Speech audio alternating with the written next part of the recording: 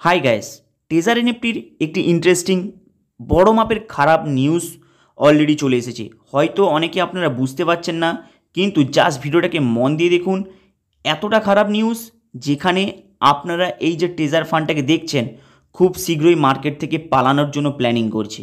দেখুন, অ্যাকচুয়ালি এই যে টেজার এনএফটির যে টেজার ফান্ডটা রয়েছে, কোন কয়েন লঞ্চিং করেছে? টিইউএফটি টোকেন।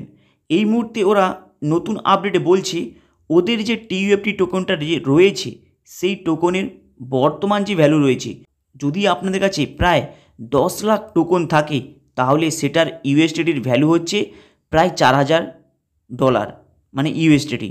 কিন্তু এইখানে আপনাদের একটি বিশেষ বড় মাপের মিস্টেক হচ্ছে, প্লাস একটি বড় খারাপ নিউজও রয়েছে। এখানে দেখুন, টেজার এনএফটির যে টেজার ফান্ডটা লঞ্চিং হয়েছে, ওদের যে কয়েন টিইউএফটি টোকেন এখনও পর্যন্ত কোনো এক্সচেঞ্জে লিস্টিং হয়নি, জাস্ট ফ্রি লঞ্চিং।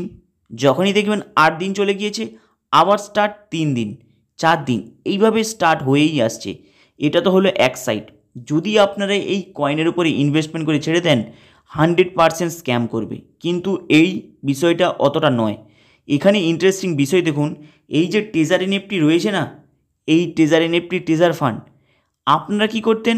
$50 ডিপোজিট করতেন, 7500 টোকনটা আপনারা পেয়ে যেতেন। এই মুহূর্তে, মানে যেই দিন আমি ভিডিওটা বানাচ্ছি তার জাস্ট 2 দিন আগে নাইট থেকেই এই রিওয়ার্ডটা দেওয়া টোটালটাই স্টপ। ওদের বক্তব্য, যদি আপনি নতুন আইডি করেন, টোটালটা একটি ফ্রেশ আইডি করেন আপনার আন্ডারে কাউকে, তবেই আপনাকে 7500 টোকনটা দেবে, যেটাকে আপনি ইউএসডিতে কনভার্ট করে উইথড্রল করতে পারবেন। কিন্তু যাদের পুরনো আইডি তাদের এই অফারটা ছিল। যা এরা দেখেছে যে পুরনো আইডির পেমেন্ট এইভাবে কিছুজন ব্যক্তি বের করছে ব্রেনটা কাজে লাগিয়ে, সেই সময় উইথড্রলটা বন্ধ না করে এই অফারটাকে বন্ধ করে দিয়েছে। ওরা অলরেডি জানে পাবলিক আগের মতো আর বোকা নেই, তাই অলরেডি পাবলিক চালাক হয়ে গিয়েছে। কিভাবে এরা স্ক্যাম করতে যাচ্ছিল পাবলিককে লুটে নিয়ে, ঘুরে এদের প্রফিটের অ্যামাউন্ট পাবলিকরা অলরেডি বের করছিল, কিন্তু সেই সুযোগটাই বন্ধ করে দিয়েছে। এই মুহূর্তে ওরা কি বলছে, যদি আপনারা ফ্রেশ কাউকে জয়েনিং করান তবেই কিন্তু আপনি ওই 7500 টোকনটা পাবেন। ফ্রেশ মানে নতুন আইডি। পুরনো যে আপনার আন্ডারে যে পাবলিকগুলো অলরেডি পড়ে আছে, পেমেন্ট পায়নি, অলরেডি স্টেকের নামে, কারো কাছে ব্লাইন্ড বক্সের নামে অ্যামাউন্টগুলো যে ডিপোজিট করেছে, তার কোনো অস্তিত্ব নেই, তার কোনো হদিস নেই, এবং সেটা আপনাদের দেবে না, এদের হচ্ছে মেন বক্তব্য। প্লাস এরা যে টোকনটা আপনাদের দিত, সেই টোকনটাও আপনাদের নেওয়ার জন্য অপশানটাই বন্ধ করে দিয়েছে। এইবার তাহলে আপনাদের কাজটা কি? এইবার কাজ হলো নতুন ইনভেস্টমেন্ট করা। এইবার ভাবুন, যেখান থেকে আপনি প্রায় 2.5 মাসের থেকে 2 মাস হতে চলল, যেখান থেকে আপনি পেমেন্ট পাননি, প্লাস যেখানে পেমেন্ট পাওয়ার আপনার সুযোগ করে দিয়েছিল সামান্য কিছু, সেটাও যদি আটকে দেয়, তাহলে কি আপনারা ডিপোজিট করবেন? কারণ অলরেডি 7500 টোকনের যে রিওয়ার্ডটা ছিল, সেই রিওয়ার্ডটা টোটালটাই স্টপ করে দিয়েছে। যদি আপনি নতুন কাউকে জয়েনিং করান তবেই রিওয়ার্ডটা পাবেন। অলরেডি আপনারা বুঝে গিয়েছেন ভিতরে কী কারবারটা চলছে।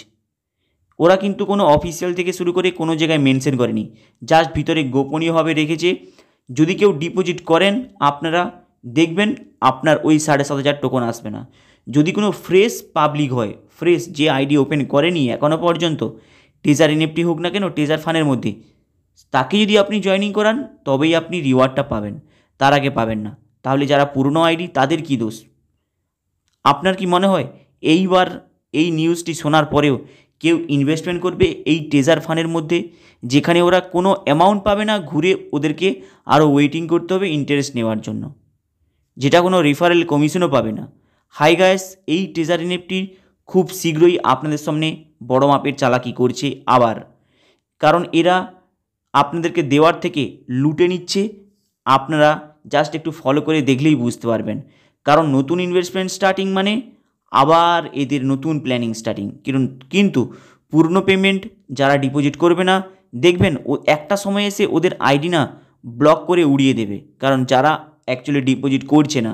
কারণ অনেকেই চায় আমরা যেহেতু ইন্টারেস্ট কিছুই পাইনি, আমরা ডিপোজিট করব না, কিন্তু তা সত্ত্বেও এই কয়েনের আশাকে পছন্দ করে এবং কয়েনের আশাতে কিন্তু অনেকেই ডিপোজিট করা স্টার্ট করেছিল। এইবার যে শুনবে পাবলিক যে 1 টাকাও ওরা পাবে না ডিপোজিট করলে কোনো রিওয়ার্ড হিসাবে, কোনো কয়েন হিসাবে, তাহলে কিন্তু পাবলিক আর ডিপোজিট করবে না, আগের থেকে অনেকটাই কমে যাবে।